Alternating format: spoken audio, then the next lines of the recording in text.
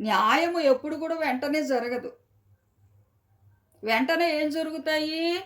అన్యాయాలు, అబద్ధాలు వెంటనే జరుగుతాయి గానీ, న్యాయము, మంచి అనేది అంత తొందరగా ముందుకి రాదు. వస్తది. ఒకానొక టైములోని చీకటిని బద్దలుగొట్టుకొని, చీకటి తెరలను చీల్చుకొని, న్యాయము బయటికి వచ్చే రోజులు ఉంటాయి. మానవుడేం చేయాలి? వెయిట్ చేయాలి. సింహాసనం మీద ఆయనున్నాడు. నీకు భయమేంటింక? నాకు భయమేంటింక? తీర్పు తీర్చేవాడు ఆయన. ఆయనను ఆశ్రయించున్న మనకు భయమెందుకు?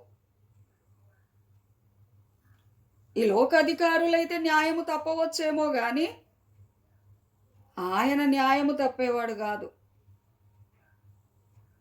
ఆయన చేతి నుంచి తప్పించుకునేవారు గూడా లేరు. కాబట్టి దేవుని బిడ్డలారా,